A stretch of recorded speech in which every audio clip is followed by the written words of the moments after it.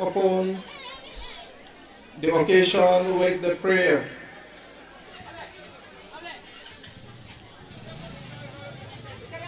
We will invite the Imam, if available, to give us the prayer, or the Ustaz.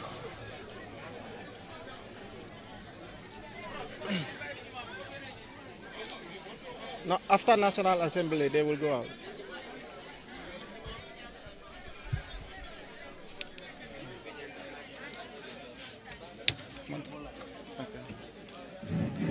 Alinga den salatu ala nabila fonga niyo me mol sijang fo ala sinatol betima bismillah bismillahirrahmanirrahim sallallahu ala muhammad wa ala muhammad allahumma salli ala muhammad wa ala muhammad wa sallim اللهم صل وسلم على سيدنا ونبينا مولانا محمد وسلم الحمد لله رب العالمين الرحمن الرحيم مالك يوم الدين إياك نعبد وإياك نستعين اهدنا الصراط المستقيم صراط الذين أنعمت عليهم غير المغضوب عليهم ولا الضالين آمين الله لا إله إلا هو الحي القيوم لا تأخذه سنة ولا نوم له ما في السماوات وما في الأرض من ذا الذي يشفع عنده إلا بإذنه يعلم ما بين أيديه وما خلفه ولا يحيطون بشيء من علمه إلا بما شاء وسع كرسيه السماوات والأرض ولا يؤوده حفظهما وهو العلي العظيم ربنا آتنا في الدنيا حسنة وفي الآخرة حسنة وقنا عذاب الدنيا وقنا عذاب الآخرة اللهم ادخلنا مع نبينا والصديقين والشهداء فاحسن أولئك رفيقا إنك على كل شيء قدير ربنا ظلمنا أنفسنا وإن لم تغفر لنا وترحمنا لنكونن من الخاسرين ربنا قو أزواج وقرة العين وإمام المتقين في جنات النعيم ربنا إنا نسألك في هذه الحياة التامة ربنا إنا نسألك في هذه الحياة التامة ربنا إنا نسألك في أمور سبحان ربك رب العزة أما يصفون والسلام على المرسلين والحمد لله رب العالمين السلام عليكم ورحمة الله تعالى وبركاته. Aparaka, Ustaz. Now to come on, we will invite our colleague Mr. Philip Gomez to do the Christian prayer. Mr. Philip, you're welcome.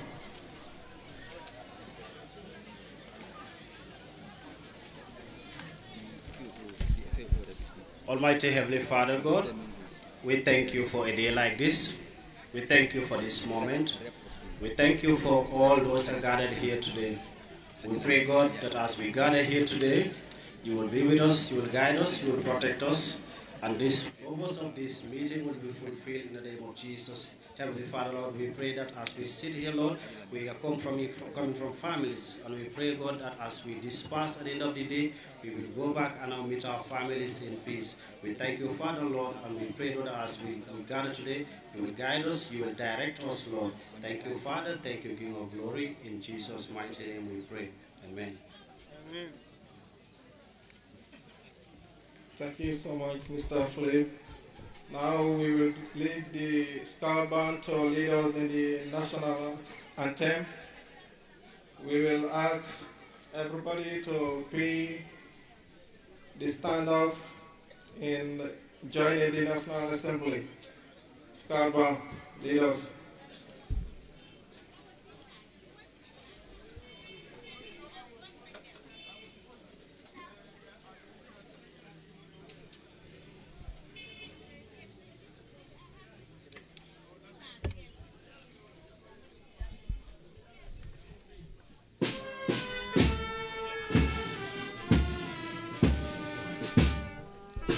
So after the welcoming statement. After the welcome statement by the... And then this will be drama and poem. Okay, drama and poem.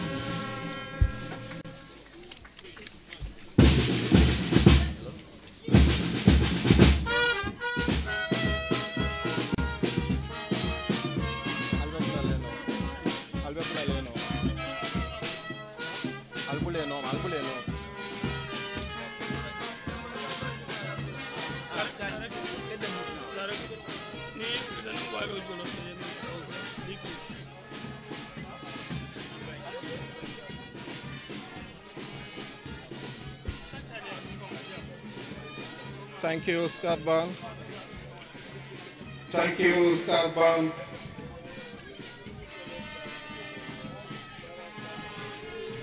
The program schedule is in such a way that the Governor Ajaratu Fantaboyan Samatemane will take on the podium to welcome the people, the women, the gentlemen to the region. Join me to welcome Ajaratu Fanta Boyan Samatemane to give us the welcoming statement.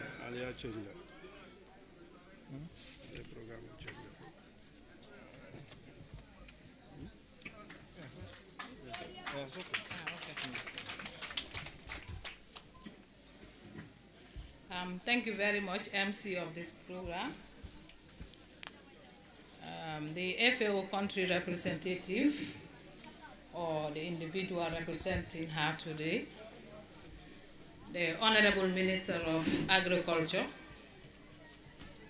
the Permanent Secretary, Ministry of Health, the directors here present, regional directors of the Ministry of Agriculture, representatives of various civil society organizations, the regional authorities here present, those are the chiefs and the alcalos, the women and youth groups that are with us here. We have all the invited guests, the students, scout band, the media,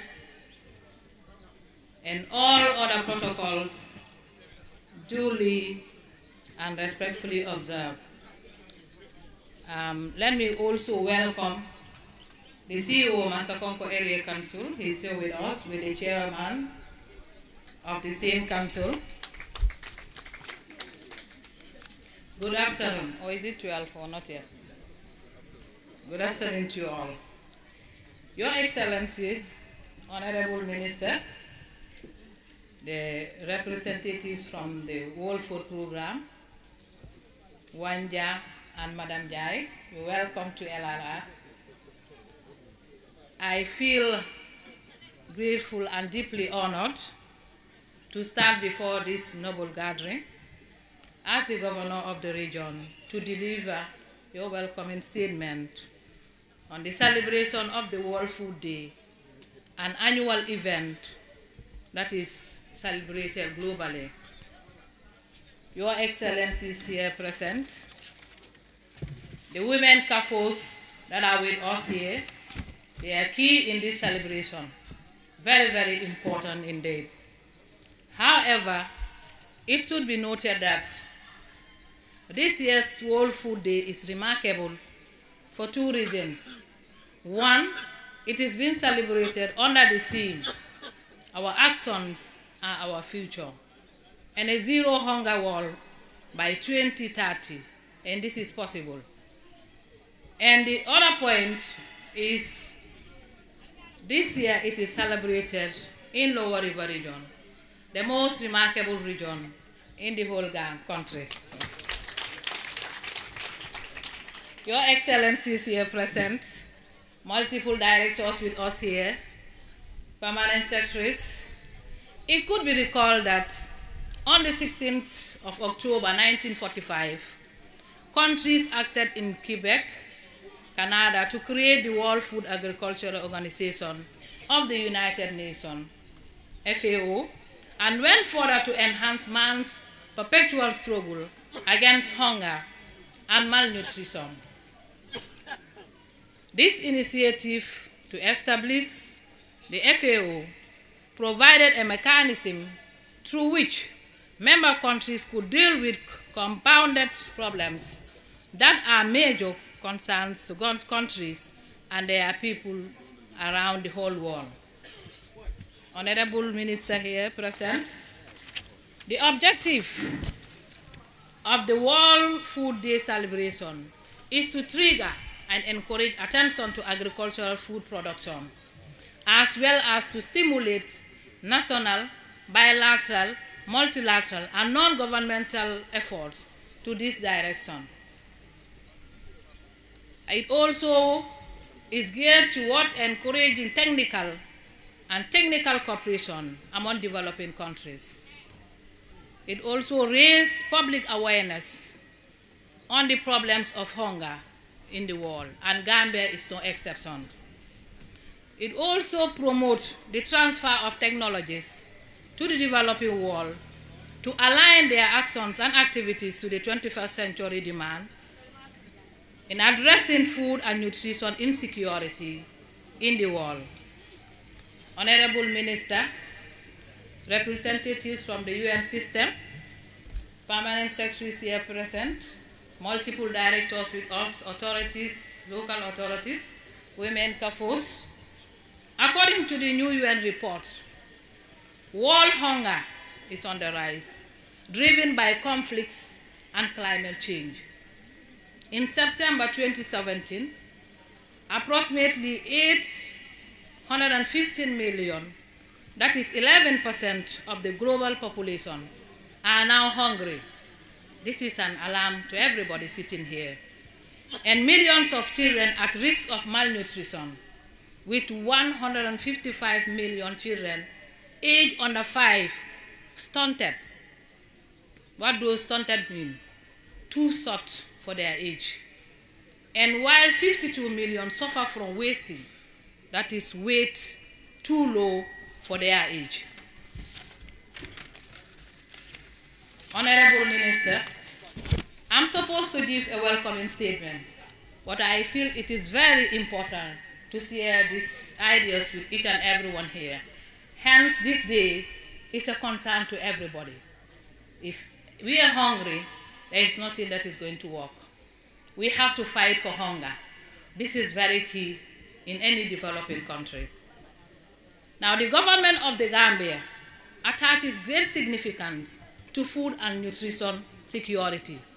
Therefore, creating an agency responsible for coordinating food and nutrition related issues in this country, and creating a ministry responsible for agriculture. This is why we have our minister with us here, as well as prioritizing the sector as the lead driver of the country's economy, as highlighted in the National Development Plan 2018-2021. Agriculture, through food production, contributes 20 to 30% of the national gross domestic product, as well as employs most of the country's people, therefore contributing to enhancing food self-sufficiency for the people of the Gambia. Dignitaries here present, Honorable Minister, Your Excellencies with us here. To conclude, I would take this opportunity to thank FAO, that's the World Food and Agriculture Organization, World Bank, UNICEF, IMF, UNESCO, and all other UN systems that are responsive and relevant development partners for their support over the years to propel the development agenda of the Gambia, and wish that we celebrate World Food Day each year. I would therefore want to welcome each and everyone present here, and I would want you to feel free at home. Hence, LRR belongs to everybody. You cannot go to any part of this region without passing through LRR. This made this region unique. And this is why, at the beginning of my statement, I mentioned this celebration is unique in two ways. And this is one of the reasons I said so. On behalf of my authorities here, the chiefs, the area council, women leaders with us here, youths, and everybody that joined us to celebrate this important day, I wish you all a fruitful and a successful launching of World Food Day in LRR. I know it is exceptional because I've been attending the programs in other regions. I wish to thank you all for your kind attention. Thank you.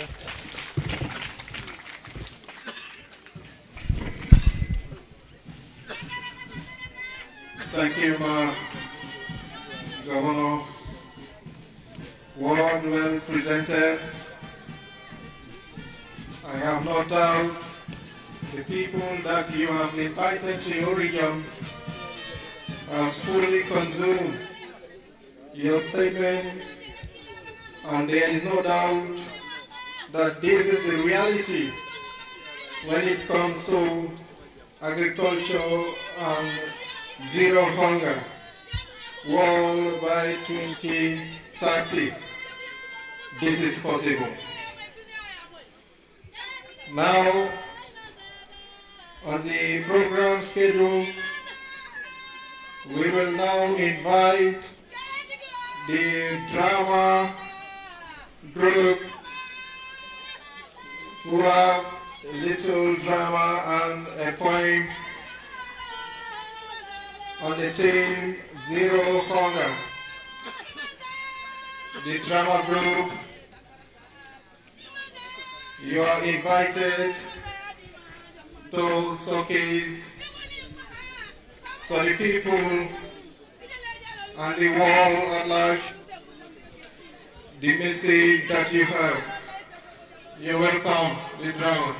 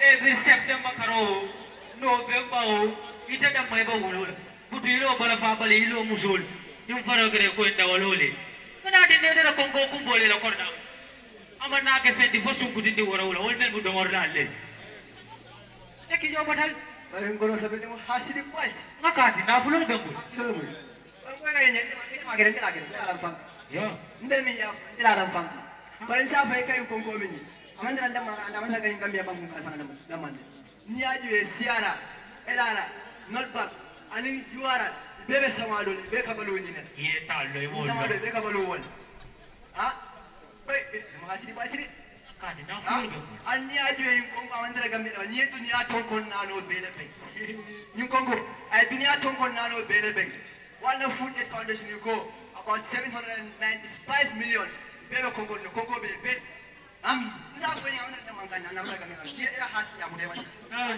na fulo gambo hasi bamu na era na fulo ya ko kaida alright food foundation or food destruction toda hakko toto niano dunia be fa konkola alright dabada de sonkola de budun defere de sa bes dura na so kon nadia de ni wata bila isina kon tola beru kongola be ki kilometer na nadia de isina na to sa kelo nyari de ke ba ko don ide ke ba te momento alaaji ite musu sabaji ibe wulu ko toto ha obe nyaw yi di ngol wol man na ke fendi nam ke sukudi du wol be yalla do ro do ne bu ko ko mo ko ga du ha budi ku ga bare ko ko do ne ade bu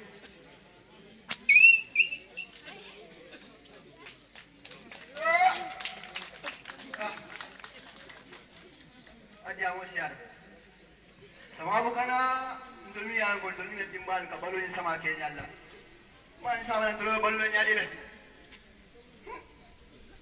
ala inde wolle ke ni mo mirun ko be na ko ma pudi no ko ma fatati nanda ta sam kanwa ko si so yaji la ko mo aka fanye bu kan tabari be jarin ko wulo aka ta ko ne bo do so ala ko na ko be da ka wala si bari apul fa le ni mo mira bari dan nam ko ro ala wala ni ba ba iti adi ba bari na ku ya ne ba do ya wala ka ro man na kana ka pe ko ite ne ki ba ku ja ke la ka do ko aga wala ke la wa te wa ngwe nenya ku ya ka fere ngwa ngwe mana be mbina ngona ala ko ko ona beta nenya ku ya be mbene konko le be wana nya do ku ya ri e kay konko be ha e kay konko le mo le diri nga kambare amasi wo se mo warni amasi wo se mo warni masa kunna ina wol ma ko ne sama man nana ne masa kunna ina wol wul tare mol ma ko yamani diya fi fetiya masin diya e ndaw le ma ko be ni wonde ni ko baale baale da bayno le bangun kan jande baba banda diam pulo ko yana bin kami dar karambo to wallahi tat jako mole ko ni masa kunda ma bulolo ni fir fangala kuoto baba wallahi ko de fawto mutanola tonya lo anati yem fo tonya la fendi yam tonya masa kunda yenda ulle wol ma ko nyimbela yenda ulle wol ma ko fir fewala wol ma ko do ko fa mi an ko sen nay ni be sama do ko ayo tambin dal ni masa kunda mo ko be kala nyaadi le ina yenda ulle wol ma ko nyimbela e fana ajamo si adande ko da ma sen mu masa kunda ulle mo ko da ma sen ko be no mo le ba ko kanja ni wonde man bende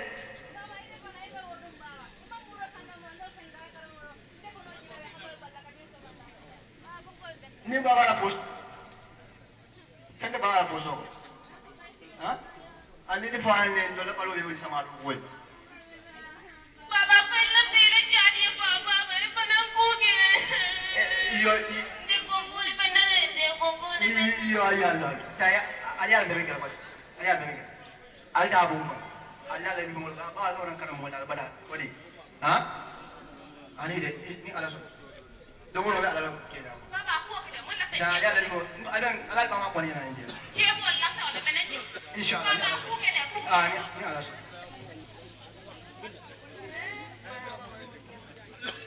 ko de de mo ndela ko na lo ko do ya nya ku ya de la allo watu wan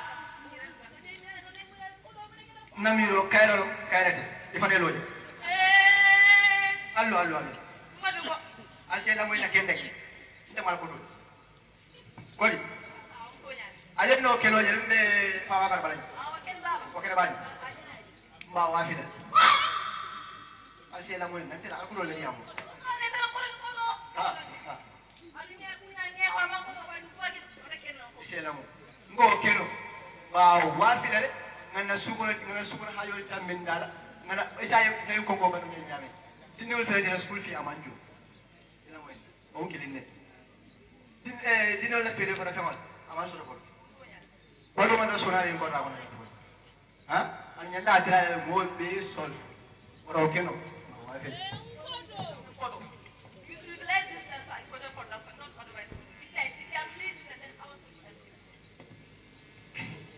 Mundo mo say council ay mambo ba so ko na ko ha kan tal pulu chak ila mo na muso de ma f ko da ma muso de ma la ndele na di ngesi ni ko na ko f do da ma do da ma si ko le se la mo ko na ma wa ko sa wa ko ki no ma wa fi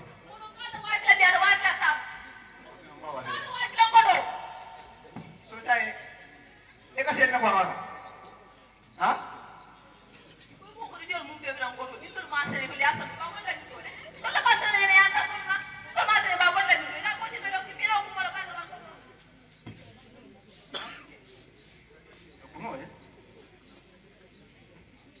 Press release.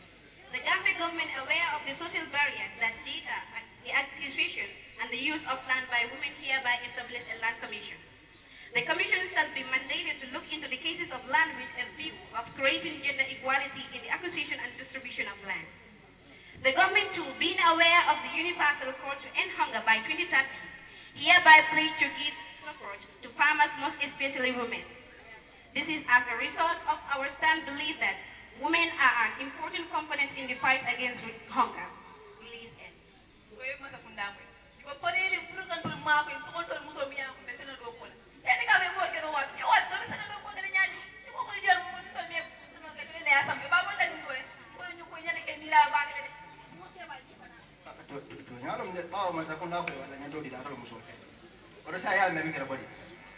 Okay, no inside. Nda wafila. Ba man sakunda dia buda sai. Ko ne nda wafila. Me me ga mba di lalle. Alfane alla sen okay. Na pare ni sama na ban. Ba sai teng sama wada. Na le akije o na fara. Sai jar mba di lalle al sen okay je. Na pare da afen fen so de. Ay na ko ra ko no. Nga balwala ngana haji ko de wal fa ntambe.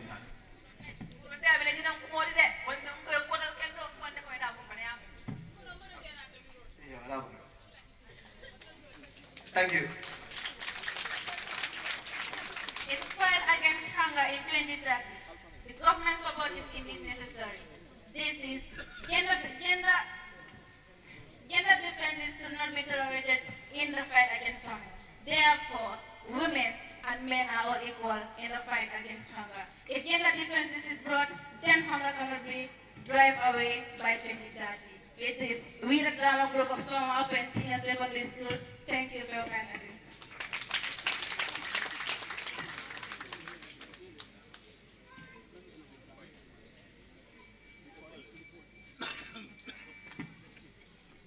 Yeah, that's the end of the drama. We have one short poem from the same group.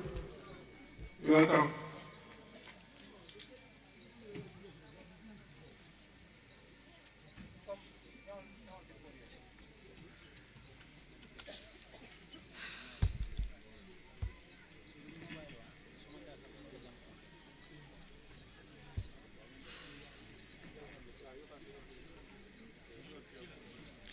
The world breathes in frustration. Disease, wars, and starvation has been the ugly narration. From Africa to Asia, the Middle East to the Philippines, millions go to sleep hungry. See, the Food Aid Foundation says 795 million people in the world do not have enough food to live a healthy life. The FAO estimates that 815 million out of 7.6 billion people in the world are malnourished. I sometimes question, where is the billions of dollars from the oil export, the ports, the gold, the diamonds? Yet no one gives me a response. This is the worrying situation. The crisis of the old and young could be had from the island of Madagascar, Central Africa, Zambia to Liberia, Sudan, Chad, Yemen to Salarian. they are all alone. This is a pity. Food has been the most sought out of the community, yet the politician is building mansion. The pastor, the imam is not preaching, the globe is on starvation. The farmer got no fertilizer, the woman got no land. The government is not thinking of agricultural mechanization. See, the narration can change and has to change. Thank you to FAO and FFP. The farmers are happy. That is not enough. Let us live by the SDGs, promote nutrition policies including dietary education. Let's improve the way food community market function, address inequality and limit the extreme food price volatility. Let's give the poor access to health, land, finance and education. Promote cooperation among countries and partners.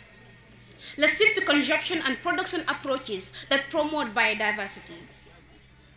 Establish best practices in preventing diseases that threaten plant and animal production. Then achieving a hunger-free globe by 2030 will be a reality and not an illusion. Until then, the crisis of the babies from Asia, Africa, and America will echo in the ears of everyone. You and I, history will have blame for we negate the holy call for salvation. It is not their wish, nor their doing that they live in starvation. But you and I can be of commendation if we stand together and live the gospel of the SDGs. I take the solemn oath to be an ambassador to hunger-free world. So you in gowns and robes, play your part. Thank you.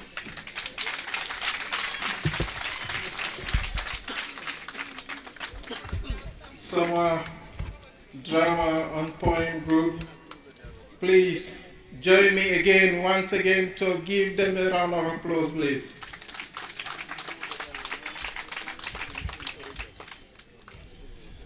Indeed, was a wonderful presentation, and I'm sure you will agree with me that these are powerful message that everybody in responsible to do away or to go with zero hunger world by 2030. And the presentation has also showcased that this is possible, and it has agreed with the team that our action are our future. Thank you so much, Soma Drama Group. And once again, on the schedule, we will have the testimony by Master Farmer on her contribution to zero hunger by our powerful lady by the name Awajan. Welcome, Awajan.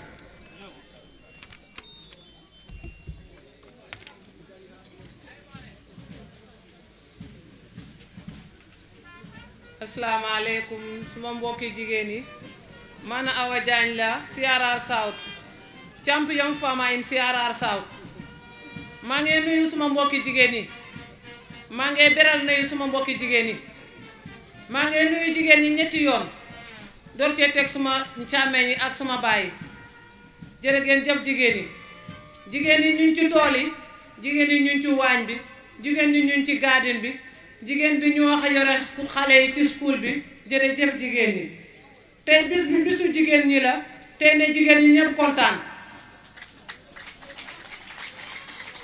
maa bugg a jigéen mooy suñu yaay jigéen moo ñu yar moo ñu amee nañ bugg a jigéen ñi tey la bisu jigéen ñi maa bugg a waxtaan ak suma bokki jigéen ñi ci wàllu mbéyteef mi ak li nga xam ne moom la projet yi dimbale jigéen ñi waaye nañ góorgóorlu nit bu la ragalee sa gannaaw danga ragal sa bopp sa kanam ndax projet yi limbale nañu lool ndax projet yi FAO mu ngi fi ren ganaar yi sax am nañ jiwu ganaar yi nga xam ne ñun ci kër yi sax FAO jox na leen jiwu nga dem ci Neema soo demee juróom benn région bu ne ñu ngi fa taxawal coopérative yooyu jox nañ leen fertiliser ba mu doy waa ji nañ leen dem bay nga dem ci fas dem ñi ngay dimbale ñi nga xam ne ñu ngi ci wàllu livestock maire yi nga xam ne mënatuñee bay amatuñ kàttan ñu ngi leen di jox naka jàngal naka la ñu war a yaree jur yi ak ganaar yi ñu toog si kër gi di ko toppatoo mun a am luñ mën a dundee nga dem ci wàllu Action Aid ba tey ñu ngi dimbalee jaboot yi nga xam ne ni dañ bugg a nàmpal seen doom bi te amuñ loo xam ne xam-xam buñ war a mën a jëriñoo ba mun a nàmpal seen doom bi ba mun a fer Action Aid ñu ngi taxaw ci taxawaay boobu nga dem tam ci wàll UNICEF dafa dimbale nit ñi ci boor bu ne waaye bànqaas yi bari nañ man de tey kontaan naa ndax maa ngi taxaw ci suma kanami mbokki jigéen ñi ndax dañ ne food is number one in the Gambia kenn mënta dem fekk lekkuloo soo xëyee suba ba ngoor jo soo xam ne lekkuloo lu ñuy béy doo mun a taxaw bàyyi benn nga béy lekkal lu ñuy béy ci gaan ni wala lu ñuy béy ci tool yi surtout ñun ñi nga xam ne faana lañ ñu ngi si dëkki àll yi ñu ngi si cere yi rek waaye tey sant nañ yàlla ndax léegi dañ daan wax maalo soose waaye léegi maalo faana la ndax man boo déggaan koo xam ne xamuloo ma war nga maa gis ci télé benn hectare 5 tonnes wala 5.5 man maa ko dee am te béykat yi nekkul ne li ñu process rek lañ war di góorgóorlu nañ try ñuy béy loo xam ne jiwu laay doon ñu bokkat ci seed growers soo gisee millions yi ñuy génnee di ko yóbbu ay Burkina ak yeneen réew yi paas bi nga xam ne moom la ñuy paas di ko indi fii ci Gambia ñu delli di ko jëndee di ko indi fii xaalis boobu suñ ñu ko joxee jigéen bu ne dina mun a am moto maa ngi laaj sama bokki jigéen yi nga xam ne dañuy bay lu tax ñun mënuñu am moto lack of understanding soo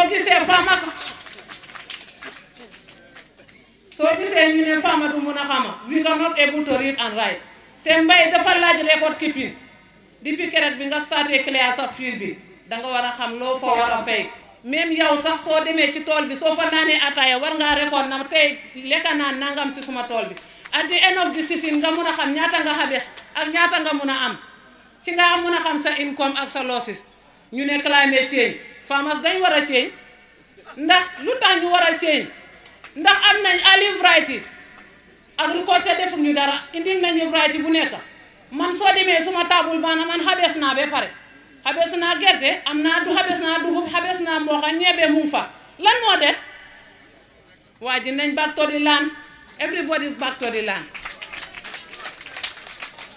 waaye ba tey itam ci wàllu tracteur projet yëpp ñu ñuy dimbali waaye nag soo demee LRR foofu la mbéy mi nga xam ne su fekkee Gambia 100% la 85 bi yëpp LRR la te tey soo demee ci fara yi nga xam ne mooy jaaxale paacaar ñax bi boo fa duggee daf lay toll ci bopp lu ko waral amuñ tracteur ñun nag obland rice bi ñuy béy ci suñu àll bi ñun yàlla dimbale nañu dañ am suñ ay nag machine yooyu la ñuy jiyee foog naa koo dem Facebook sax danga gis benn jaxam mu ngi téye machine bi doom boobu maa ko jur man mii soo ma fekkee ma téye machine nga ne déedéet du kii soo gisee ma nga foog ne man I'm about 100 years I'm not more than 39 years because of what hard working lu tax may def loolu bugga naa suma xale yi ëllëg ñu am lu ñu war a dundee waaye nag suma bokki jigéen ñaan na leen back to the land ba itam ci wàllu mbéy mi soo gisee Gambia dellu gannaaw tuuti dañu bay rek di sànni amuñ marché xamuñ naka la ñuy processé process bi soo seetee ñu indi fii process yëpp pombo la ñun waa àll bi ñu ngi bay di sànni rek tey soo demee tey fana bu ñorlee mboq yaa ngi fekk gubi mboq ci tali bi xamul lan lay njëriñam su boobu jeexee rek mu toogati di xaar déwén dañ war a xam ban système la ñu war a jaar ba mun a am luñ am mun cee dund ba déwén ndax mango bi mu ngi sànni ñu ngi koy process su ko soo jógee jaaxali Madina dem ba Mabali mango yi dafay jóoru foofu noonu ba nii laay toll rab yi di fa dugga di dem di matt xale yi ñu ñuy jox feebar waaye mango boobu suñu jàngaloon nan lañ ko war a process mun nañ ko order ci yeneen réew tamaate bi soo demee foofu ci luuma yi poti tamaate $10 kaane peppa ñu ngi ko jaayee 25 suñ amee xamee naka lañ ko war a process xaalis boobu dañ fa mun a dunda fa refa waa ji projet yi jërë ngeen jëf yal na leen yàlla fay kon man kontaan naa lool comme li ma taxaw si kanami sama mbokki jigéen ñi jërë ngeen jëf God bless you thank you so much everybody go back home bye bye.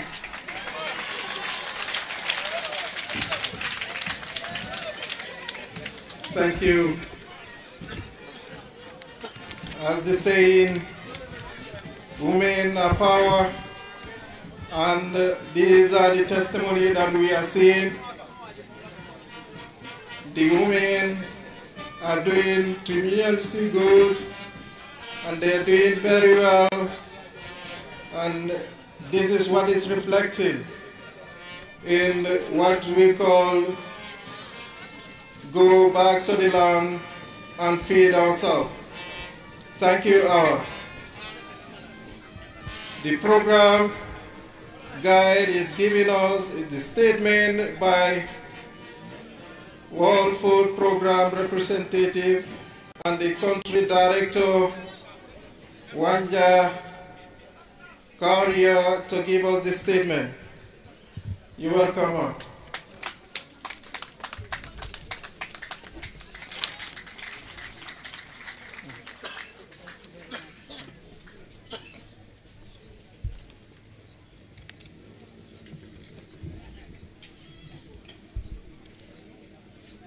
Thank you very much, Master of Ceremony, Regional Agriculture Director.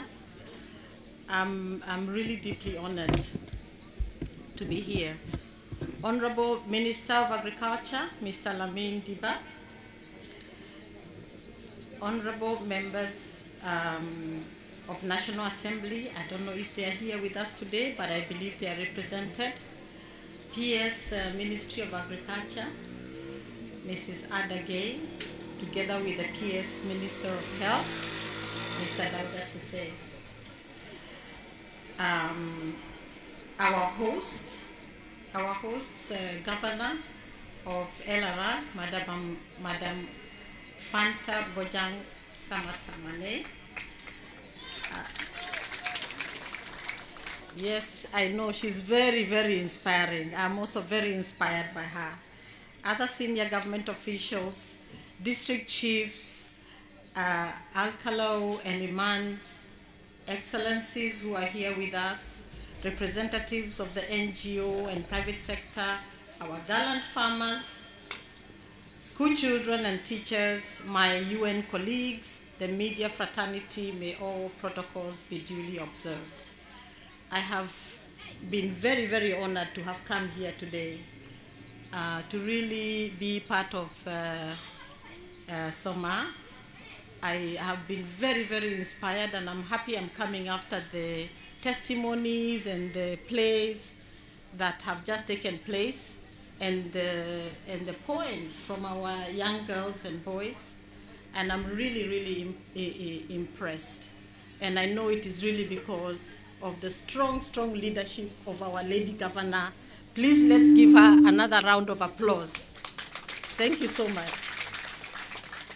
Today I speak on behalf of the FAO representative, Dr. Perpetua Kalala, who is not here with us. And I also speak on behalf of the World Food Program. Special welcome is extended to the government, our development partners, and all with us today to commemorate the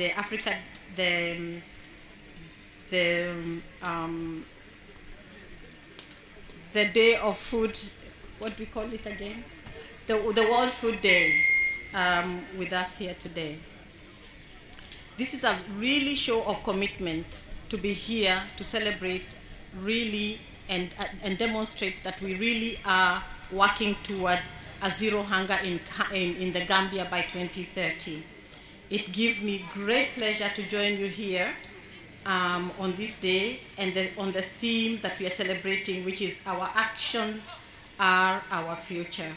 Indeed, we hope that we can have a zero hunger continent and a Gambia by 2030. It is a possibility. Today is also very special because FAO also marks its 73rd birthday. And I wish you to join me to extend a hearty congratulations to FAO, who have dedicated their years, in serving the neediest communities. Congratulations to FAO. World Food Day aims to remind us all and bring us together as international community, and bring us to really testify and commit to eradication of all forms of malnutrition. It also serves as an occasion to celebrate our rural women. We had a very strong testimony just now for their hard work, on a daily basis, enduring, hardships in the farms and showing their commitments to the well-being of their families and the communities. And we are also here to really raise awareness on the achieving zero hunger by 2030 to demonstrate that this is still possible. All governments, including the government of the Gambia, with the support of the development partners, have a fundamental role in achieving this, and by ensuring vulnerable communities have sufficient income to buy food, the food that they need, and not only that, but also to be able to produce the food themselves. We should leave no one behind. We are also cognizant of the fact that the concept of zero hunger is broader and not limited to fight against undernourishment. It aims to provide people with necessary nutrients for a healthy life. And zero hunger also encompasses the eradication of all forms of malnutrition, as I mentioned. So it is not just about feeding people, but nourishing people as well. The government of the Gambia has demonstrated its commitment through achievement of various SDGs. When we were talking about SDGs on child mortality, maternal mortality ratios, improving access of rural water and gender parity, and also achieving particularly parity in primary and secondary schools. And I visited some of the schools recently, and to be honest, the basic and secondary education, with the support of the basic and secondary education officials, and I was so impressed to see so many girls in classes, and in some cases more girls than actually boys.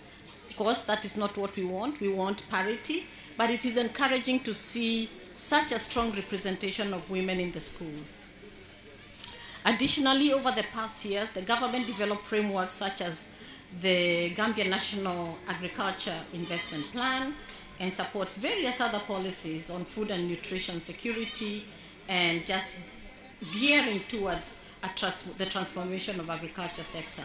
In September of 2015, like all other heads of state and government, the Gambia was part of the ratification of the SDGs, and so we are here to really reinforce that and to say that together with the government, we are ready to achieve particularly SDG 2 targets on ensuring sufficient and nutritious foods all year round in a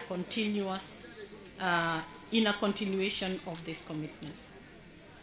Some of you may be aware that recently, together with the government, development partners stood behind His Excellency, the Vice President, in the successful launch of the Zero Hunger Strategic Review Report. It was just early in September. Therefore, the theme of this year's World Food Day gives us the impetus to rally efforts and support the government's momentum and the zeal to achieve zero hunger. The government supports the Zero Hunger Review, the report itself, and this for us was a clear testimony that really the government is committed to that cause. However, we have heard from various testimonies here that really we have a long way to go. Food security and nutrition is on the decline, whereas it is on the increase from having successful years of being on the decline. So we are endangered. So levels of food insecurity have increased even more recently. Malnutrition has also increased, has seen increasing trends. And this is worrying. We're also seeing overweight and obesity creeping in, which means that, even in the Gambia, we are facing the double burden of malnutrition. So we are facing both undernutrition and overnutrition. Honorable Minister, distinguished guests, ladies and gentlemen, the message today is for us to renew this commitment and to ensure that we achieve a zero hunger by 2030 and show that it is possible. And also mention that it is a multidisciplinary approach that we must use to eradicating food insecurity, malnutrition, and also combining it with social protection and not forgetting gender equality across all levels. The National Development Plan also provides a unique opportunity for us to develop sound policies and programs for attainment of the zero hunger. The government of the Gambia, WFP, FAO, and other development partners, as I also heard you mention UNICEF, we have also been embarking on several programs to really work towards that goal of zero hunger. To mention just a few, we have the post-crisis response on food, nutrition, and security in the Gambia, which we are implementing with FAO. We also have the agriculture for economic growth, also aiming to contribute to sustainable agriculture sector, and also to ensure that we are working towards revamping the market information systems. We also have fortification programs that we are implementing. Over and above that, I wanted to mention that we are also working with numerous other partners to FAO, UNICEF, and UNESCO to really work around the education sector. And with that, we also provide school meals programs. And I was so impressed by the school children that I have seen here from the basic and secondary schools. And I really wish to applaud you, in the way that you have demonstrated that you are actually a well-nourished, growing to be a well-nourished community. Honorable Minister, distinguished guests, ladies and gentlemen, the World Food Day is also preceded by the International Day of Rural Women. I wonder if you knew that the Day of Rural Women was yesterday. The first International Day of the Rural Women was observed in October 2008, 15th October 2008. And this again is another day where we try to recognize the critical role and contribution of rural women, including the indigenous women, in enhancing agriculture and rural development, in just trying to eradicate rural poverty. And we had the testimony of a very passionate farmer today. So I don't want to talk for too long, but I just wanted to mention that over and above this, World Food Program and the FAO are really rallying to support women. More than half of our beneficiaries are women. And indeed, when we looked at the recent Gambia Gender Assessment Report on Agriculture and Rural Women, we just hope that this will help to inform a gender-responsive agriculture, food security, and nutrition response. To conclude, I conclude by calling all to action: international organizations, national institutions, civil society organizations, the private sector, and citizens in general. I call on all of us to renew our commitment and contribution and support towards sustainable world free of hunger in all its forms and ensuring gender equality. I wish to assure you that WFP and the FAO are committed to contribute to provide support to the government to ensure that we make hunger history by 2030. I also take this opportunity to applaud the government of the Gambia for prioritizing really the improvement of the lives of its people. I also want to thank the governor for her warm welcome. Thank you so much. We are almost feeling like we are going to stay here. We agree with you that this is most likely the best region in the Gambia. I also extend thanks to my colleagues, World Food Program, FAO, and all the UN agencies represented here today. And in the same vein, I also commend all our development partners and sponsors, notably the European Union, the Global Environment Facility, and others who have also shown their generosity to us. I thank you for your attention. Thank you.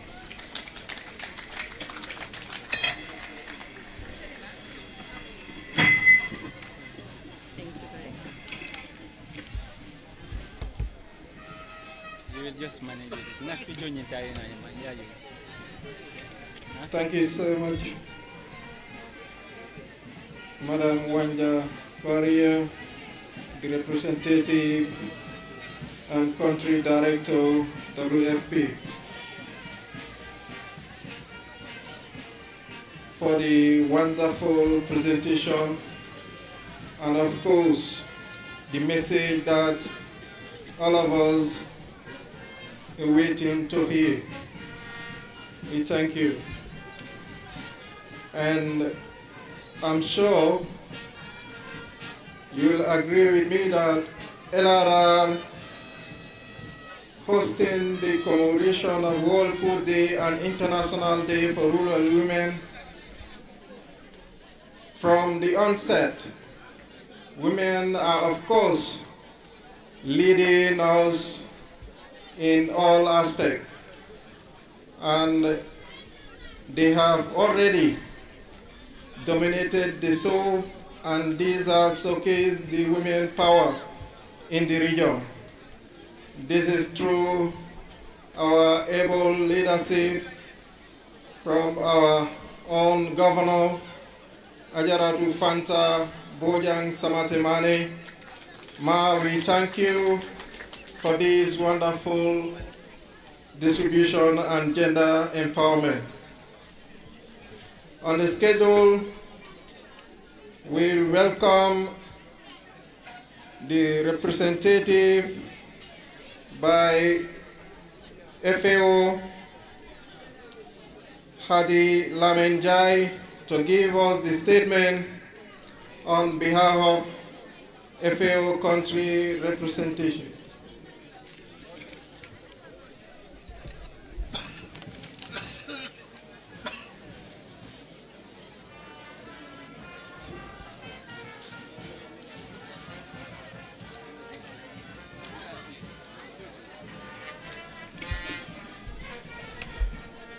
It was a joint statement by WFP and FAO. And now we will invite our own entertainer, that is the cultural group, by our own self, Ajaratu Nyako Manjang and the troupe, to give us the entertainment. Ajaratu Ngalo Inila Molu Albe Batundirola Kana Yitandi Kafo Molla Munebe LRR Aning Allah Govomoba Muneba Albulu Kana Mol Sewondi Bi Ajaratu Nyako Manjang Luomal Tati.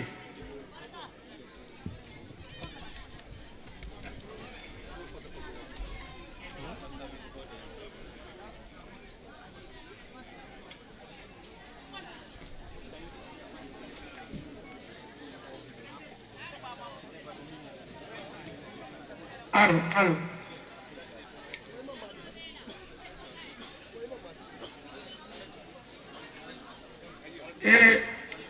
Sankara Bamos, Anna. Thank you, Atodu. Sar Bole. Ali Mago Bidon. Atol Fanali and Beku killing. Manyoki the Mandito. Nim Gotano Iri Wanyanando Bulolu Fali. Tanakola. Senona Vasoto Naita. Marinim Goseno Iri Wanyanando Bulolu Falina. Senecola, Lacuna Faso Naita. Vidamade. Kana sorlam. Adi. Aninin gote no yiri wanyanando bulodu falina. Senekola o seno na faso to na ita. Why be done?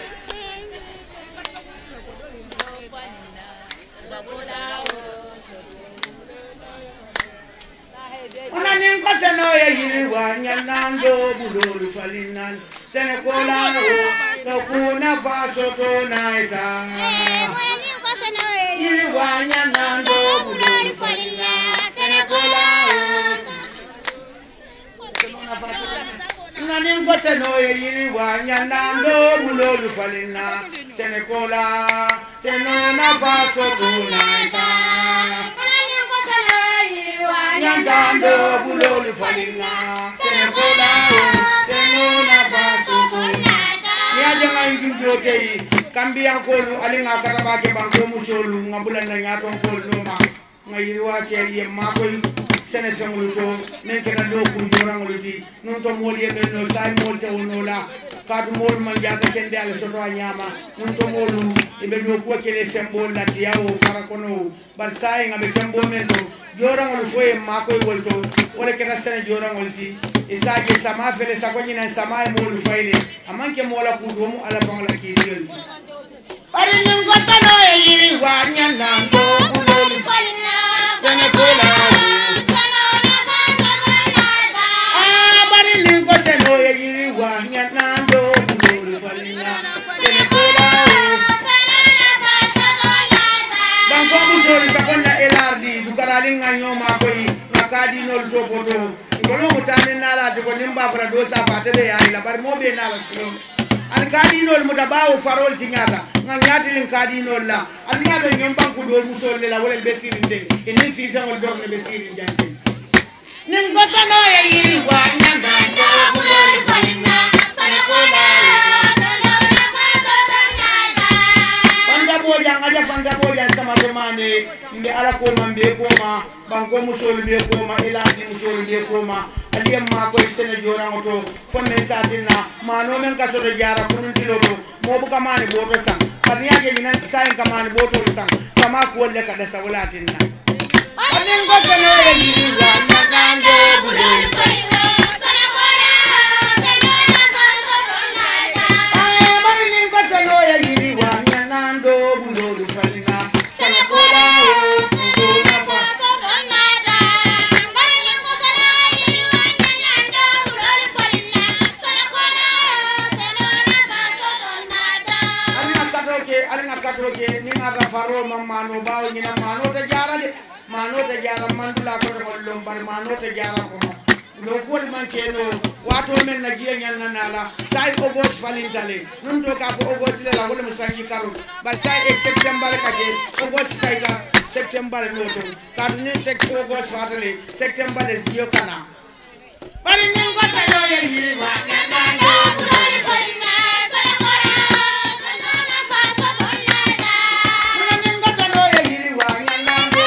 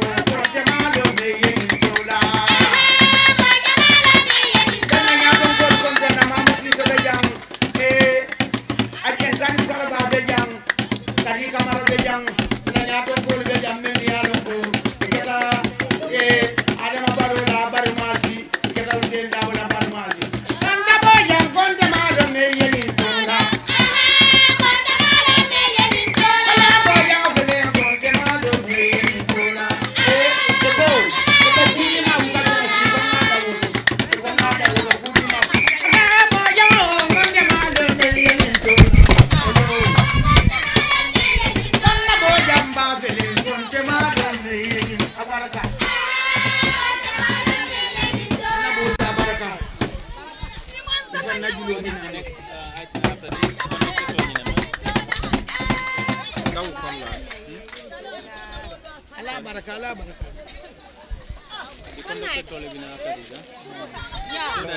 so that mean being terminal bila ni na dramela so abe summarize la afterward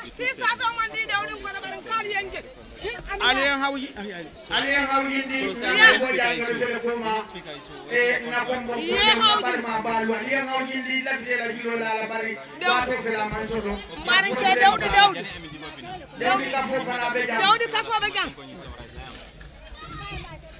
yo ñako ala baraka Allah madiyata mol sewota anda lakkibaro seneyata na gouverneur ba mbe tentula mbe jayila mol be koma Soma. Next on agenda, we will invite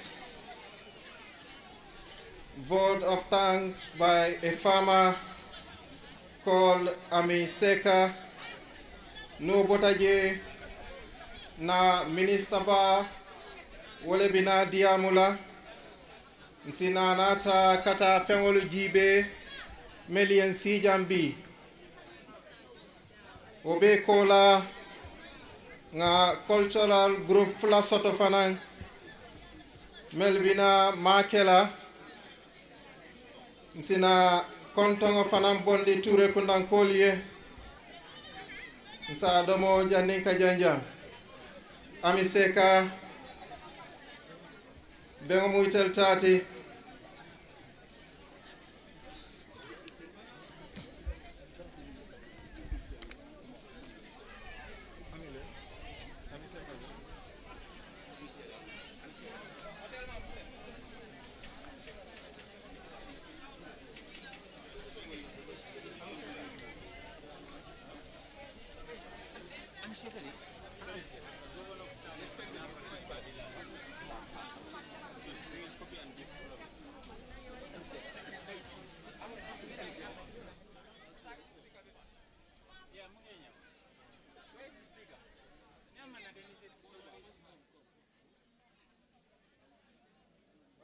janning Ami Seka bina mbe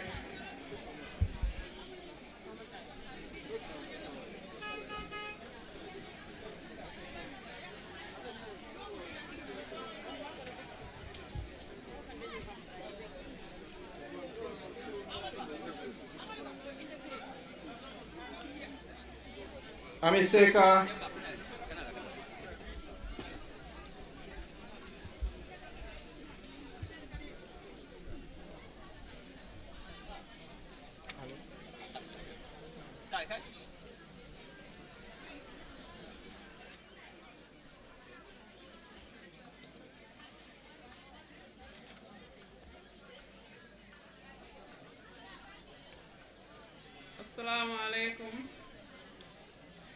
Assalamualaikum alhamdulillahi rabbil alamin ñi ngeen nuyu mbolo mi tok fi yeb goor ak jigen mag ak ndaw di wax alhamdulillahi rabbil alamin ci bis bi nga xamne mom lañuy magal tay de bisu dundu saka bis bo xamne jigen ñi ñoo lañ ko jaglé ñi ngi sant yalla bu baax di kontaan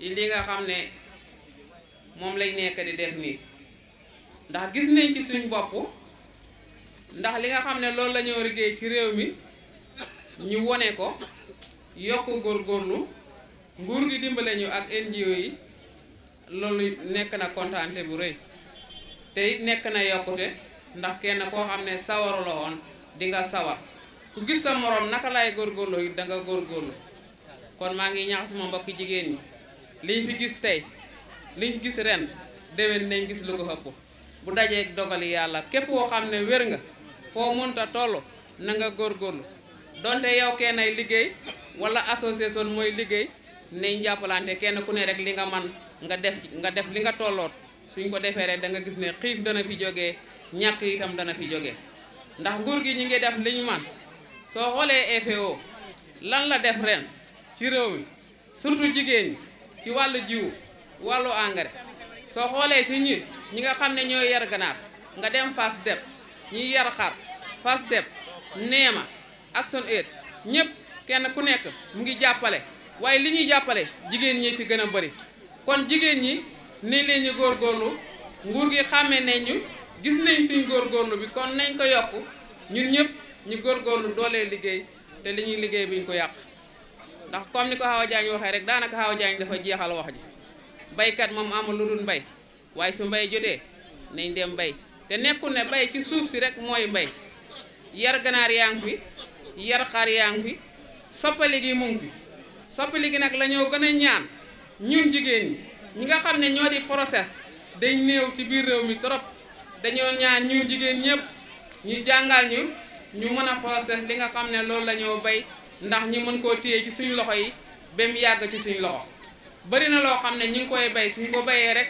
su génnu ci suñu loxo rek daal di yàqu yooyu nag daf ñu dee daaneel ci wàllu ganaar yi bëgg nañ ñu dem ba nga xam ne Gambia dootuñu jëlee ganaar feneen ci biir réew mi rek la ñoo jëlee ganaar boo xam ne dafay dund ñu rendi ko suñu bopp lekkal ko suñu bopp ndax ñu am wér gu yaram xar yi itam ñu ngi si yaram xar yi waaye ba tey ñu ngay ñaax suñ bopp ak nguur gi ñu yokk ndimbal ñun tam ñu yokk góorgóorlu ba nga xam ne xar yi ñu jëlee Sénégal su fekkee ne benn xaaj bi mën nañ ko wàññi yëpp ñu jëlee ko si biir Gambia fii dana nekk yokkute ci biir réew mi ndax dinañ am xar ci biir réew mi danañ am xaalis bi itam ci biir réew mi loolu dina yokkute si jigéen ñi dina nekk yokkute ci góor yi nga xam ne ñu ngi jàng seen yaay di am ay jafe-jafe ci wàllu school te dëgg la bàyyaa ngi góorgóorlu waaye buñ jàppee fii yaay jàpp fële affaire yi dafay gën a yomb kon nag ñu ngi ñaax suñ bopp di ñaax nguur gi li ñu defal gis nañ ko sant nañ gërëm nañ ñu ngi ñaan yàlla may ñu wér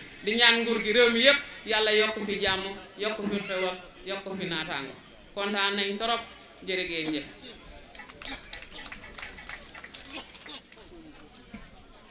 jërëjëf ajaratu Ami Seka ila kumo ñiñata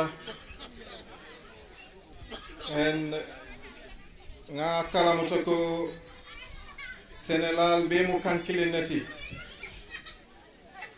koleya membe LRR senola karola o koleya kirimole be CRR senola karola ning Ami Seka ye men fodoron wole mu Sénégal be la kuma kamati. Now on the program we have the summary of translation in Mandinka, what the governor said, and then the FAO and WFO, so we have people to do that. Okay. Now we will invite our Honorable Minister of Agriculture, Mr. Before Lamin N. Diba. Before the minister.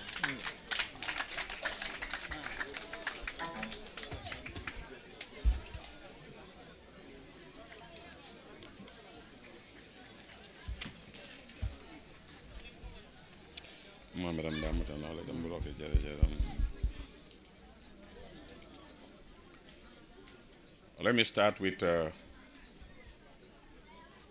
Islam greeting. I want to say Assalamu alaikum wa rahmatullahi ta'ala wa barakatuhu.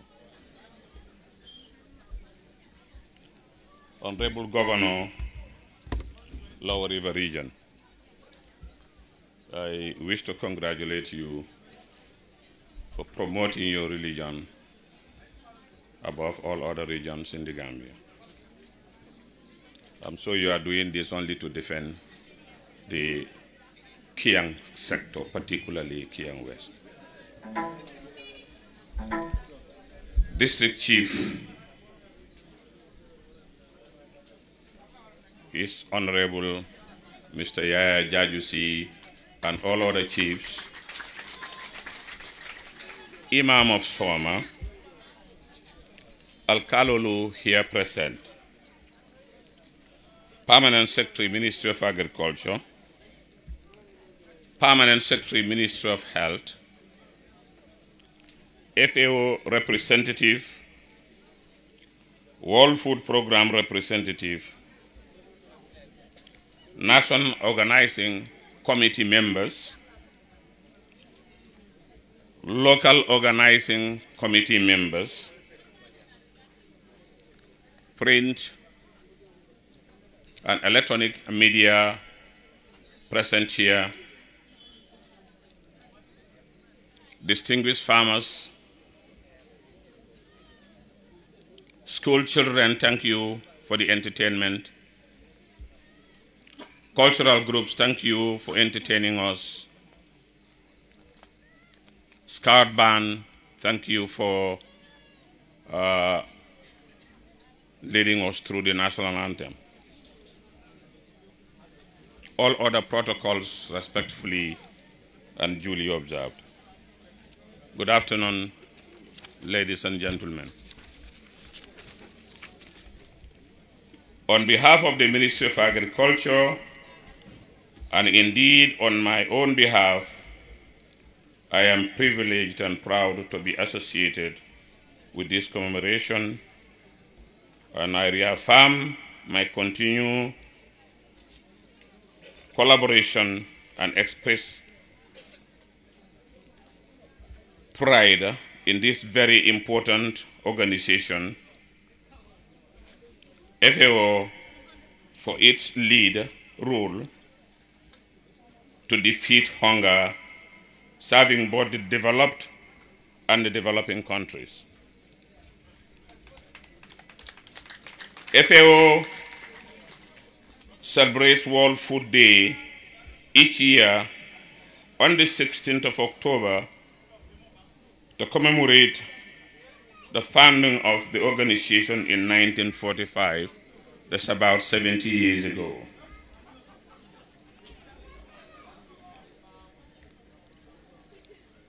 Events are organized in all over, or more than 150 countries all over the world. This year, the World Food Day intends to remind every country of its fundamental political commitment to humanity, the eradication of all forms of malnutrition, and raise awareness that achieving a zero hunger world by 2030 is still possible, and we all affirm that it's still possible.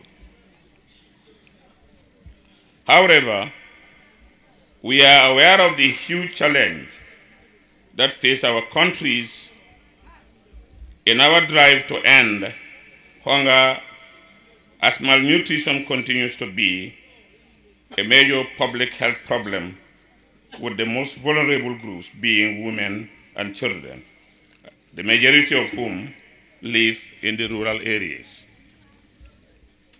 Mr. Chairman, distinguished ladies and gentlemen,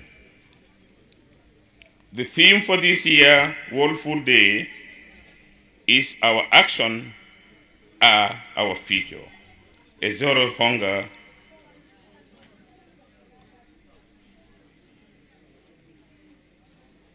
by the world by the year 2030 is possible. This year's World Food Day will focus on rising hunger figures and call on countries and other stakeholders to get back to the track to achieving Sustainable Development Goals, SDG 2, which is zero hunger. We can become the zero hunger generation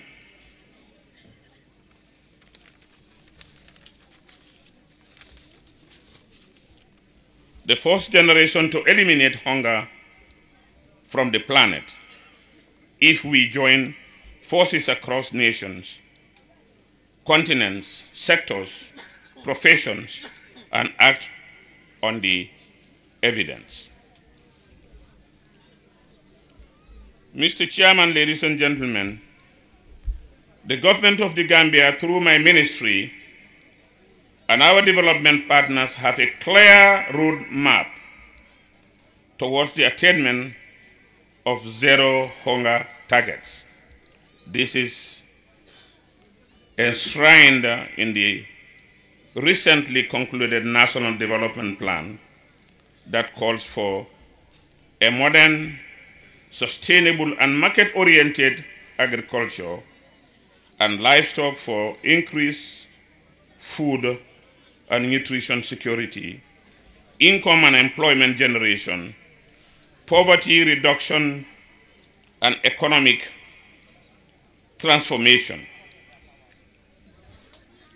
Our other sectorial policies and programs that are implemented at the grassroots level with our development partners, particularly the FAO, are all geared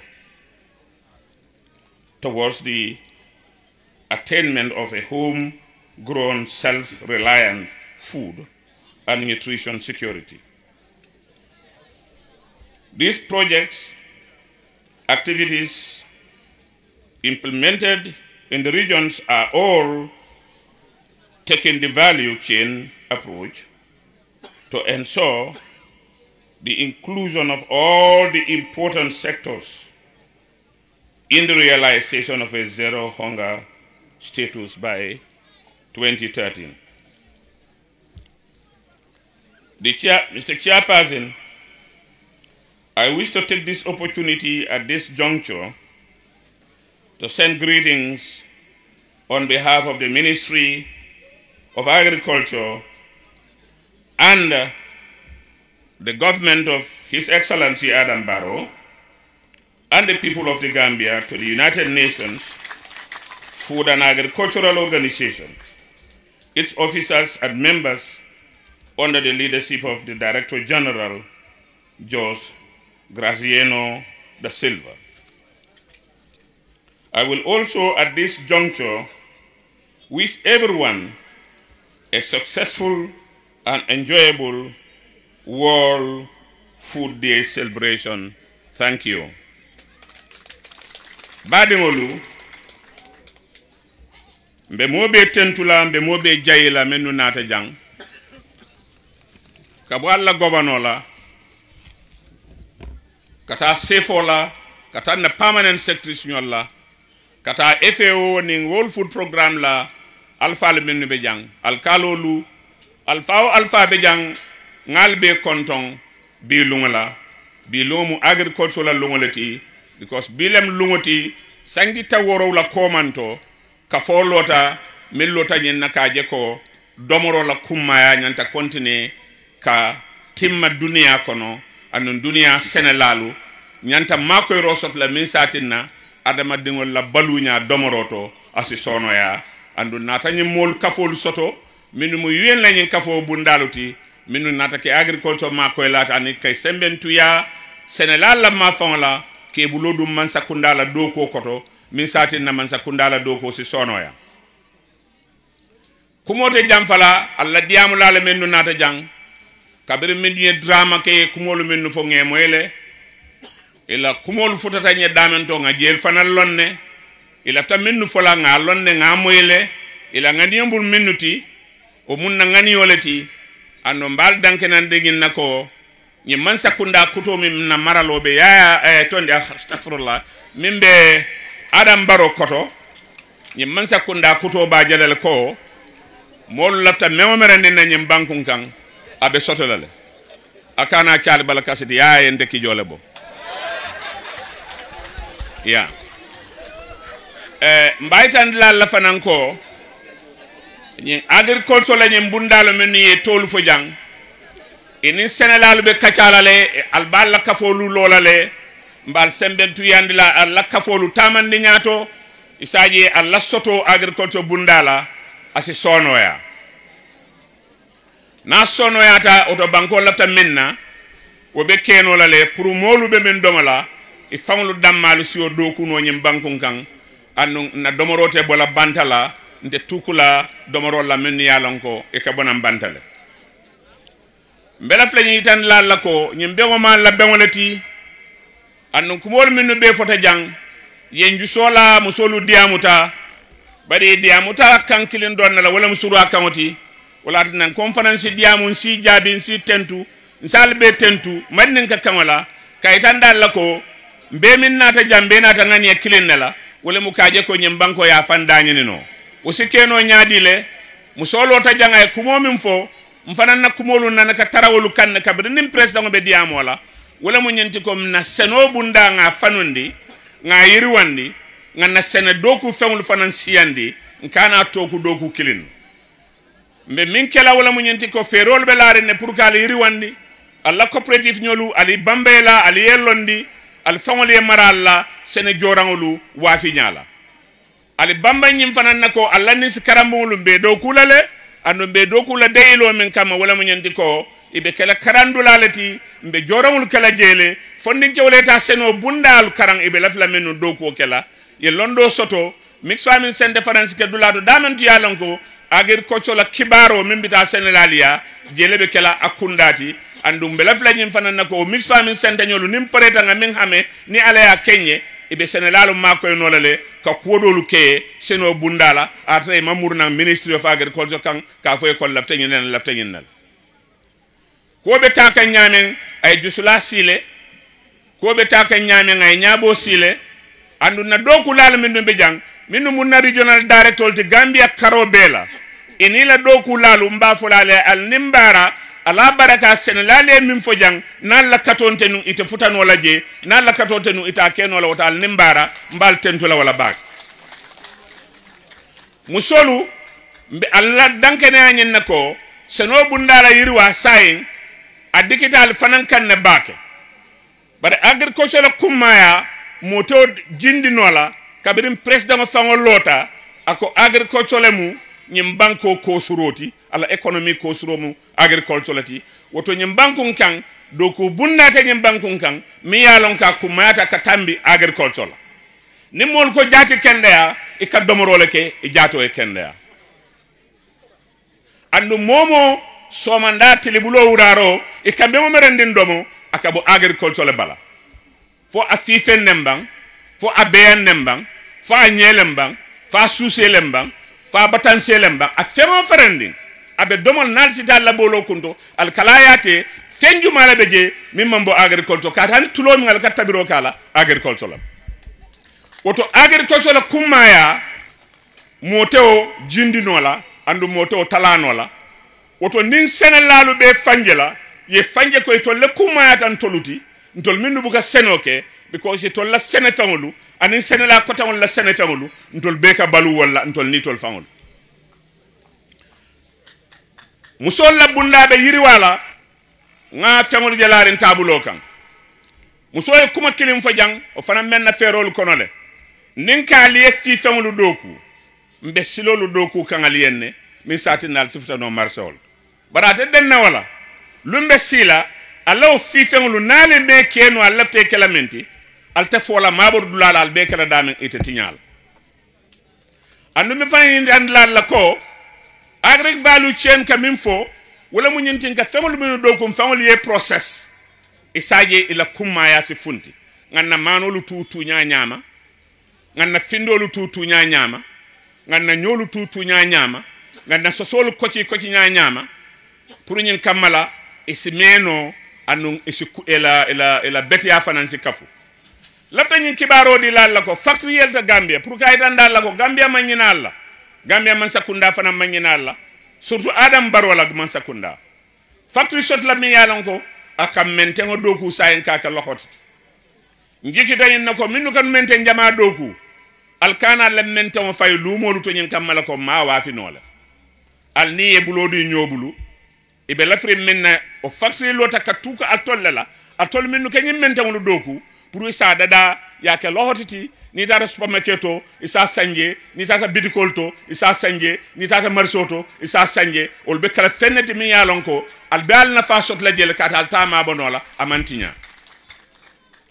mbal be konton natilo kandita mol meta siring andu ngamera bengo jing na kumaya ngai tandalale dunia bele be nyem bengo ke kan dunia be agriculture le marta dunia la balwala oto nim momo be doko la agriculture isanyo wulende bare ela kato fanan kafu Gambia agriculture doko lalu Gambia famalu ala la kato kafu ntenga seno kele dabola ngala nga koleyata nyamen nka tinya wulo kono le fitiron kana ni sembo ma wara iman hanya doku wala juso do ata konte to modo ni fencan londi e jonko le joki je nka modo le je janne be kule ka sino fente fo bata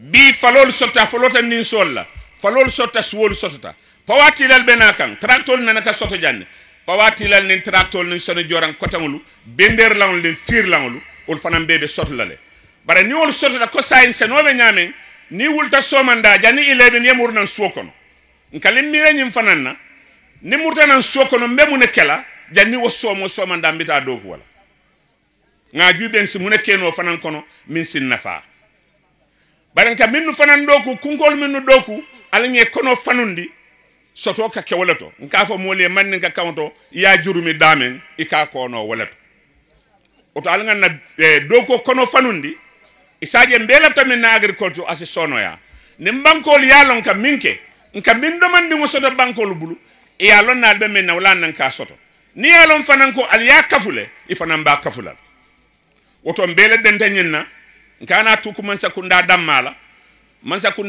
kafol la mbelaf la kafolu minnu be doko la minnu kala sano yirwandi aliye kumayandi aliye kuta yandi isaje min kafo jamman no man na juna tiatro man na juna man tro man na juna o tafala kado be kala kuleti al tolle fango be maralawal nunto nal hakilo bala ni ele tiyo wafi janibe bola je kala jamman ni botu fula killing botu fula sannole ya samba suokon ni August sita ni koro bantebul kiankol kaf mi seketemba ni seketemba sita isila tela cooperative yedon dokko dola kat yalon ko betiyo wafile tollema yela sama nyinyandi nin tiya wafi wato sita yela julojo bare julu be kanan taraje mbe min dokula alnga kata ayensi nte o keno la nimanna bulo doku bulo fanundi ni ko tractor e baroke tractor te baro keno la kota hekta kono kada ate tourner no la faro fon kono ate tourner no la kunko kono oto alingan na hamo fanundi sako kewlu musoli eta fanundi nyamen kewla dum fananganta fanundi o nyama mbali tentula mbali jayila sengo fanundi naka doku no jimbankun kan mba kumaya ni no la nga process sengo fanundi na wote bara kuma sale alanga doman fondin kewlu seno dam ma mantra kering komin kata kunkoto katiyo fi o ka findo fi o ka tubanyo fi o ka mano fi o dam ma manke senot ka bengul malayandi ka bengul balundi o musenol ka brenga bemba fa bending fa suse fa tenko tangul min yalon ko hani biwol mayirwa nsi yirwandi no la nge bula senola konto kono kata hani nyedalol to ka nyedalol doku min satinna alla jati kende afanansi sabatino al se famole men doku nal kadomo al ma sankoro min ka tuwali bulu o fanan be dunna ku dole kunna bankola economique betiyano tenne andon to la taget minti wala munyenti ko lumbe sila membe doku la nyim bankon kan abe domo la janne nimmobe fengilin dilanan fembondira nan banko kan domo rola silo la ka samanan jang mimbe jang wala be banna folo jannabi nala ni wonte be loi dunna la fente dunna fone min dubbe jang ay doku bar nal man la fi konkola o ta dem be nga den ngaw doko timmandi adem be nga den ngaw soto timmandi adem be nga den ngana nganiol timmandi la tala nyamen sa soto nyama senelalu al nimbara ala baraka ala ma sama sono yala ntol ba tol drone la doku wala kabir ngaaje ko sababu ita firo keredu la dolto samana ta kuntu hani falendiro kereje samana ta kuntu bara la kuntu ya ta minnu man fenfi ol mafi minnu fita samala kuntu ya tinna o fita on nyanta baraka la nyame nyanta min soto la ate soto nola nataje fanan courant dun dan ni sol kono ay ni sol fa ka mena futan now disease ay ni si jamale fa nkonde sila ngamunya foni wato sita nga fo mole ko alim makoy wala yatin nam funti da banta ni FAO ni World Food Program ani banko doku la ko tangulu alla dare tolle kiskisiro kewal al ni kal kacha min be banko ke kala fali dare tol ni la doku dulal wala le kiskisiro kewal yaje ko samata futa la futa nyama kadu serun sama man futa atina turonyo min sotota dol man beti ya dol man turo soto oton be laptak mi tan la lantol ngayilla ko tumodo ko le yasike kabirin sayin ndiamuta dunya e pour yam mako entol ngamira min be na ko le ya bayno lo kari jallemu o be kanya nan min fe be dunya nyinen ka kan wala andum man saralla oto alsingil lonko alla ñatota banko la ñatota Sénégal la ñatota Gambia be la ñatota wala mu Ministry of Agriculture la xamoti wala mala miraloti mboki wolof yi besi tey fukki ak juróom benn fan ci octobre mooy bés biñ taana di ko def di ko wax li ñoo wax World Food Day juróom ñaari fukki at ci gannaaw lañ sos World Food Programme so bési tey moom ak bés bi ñoo sosee World Food Programme ñooy morom te bési tey dañ ko dee màggal aduna yëpp ñu ngi koo màggal du Gambia aduna yëpp ñu ngi koo màggal parce que bés la boo xam ne ñun war nañoo fàttaleku lan lañ war a def ba duñ xiif parce que agriculture am na maanaam boo xam ne président bi taxaw na ne mooy ndigi réew économie réew mi te man support naa ko ne amul dara lu jana important passé agriculture parce que mooy suñ dunda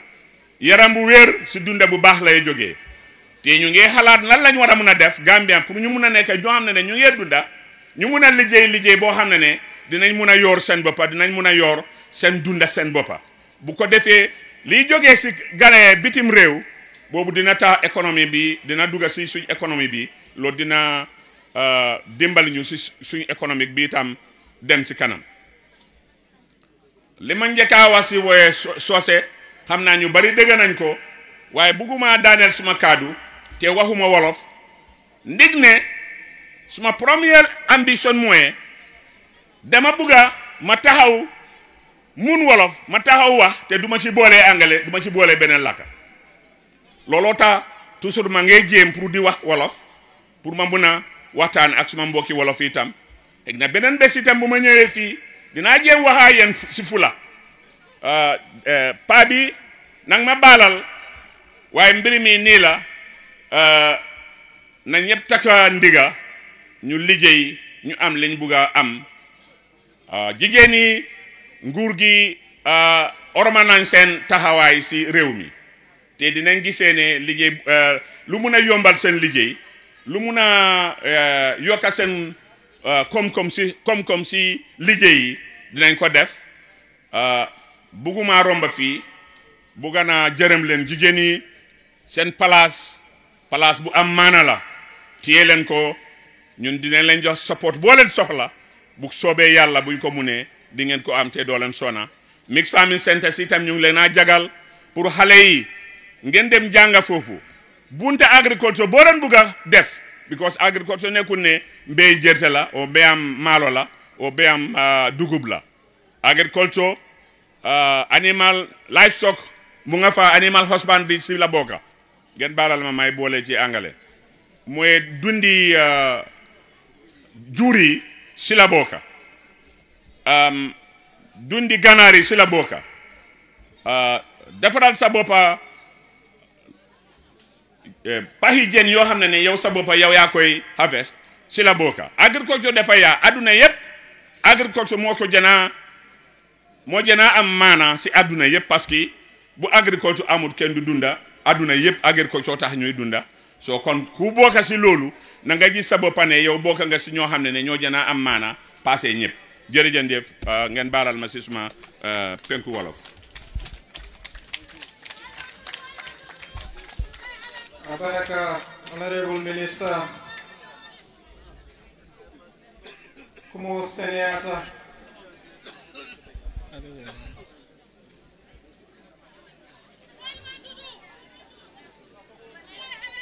now we will invite Mr. Musa Sow to lead the delegation on a conducted tour of the farm produce, locally processed product, livestock, posters on zero hunger on display with entertainment. Mr. Musa, you are Now, I think, okay. Yeah, you lead us. Good afternoon, Honorable Minister.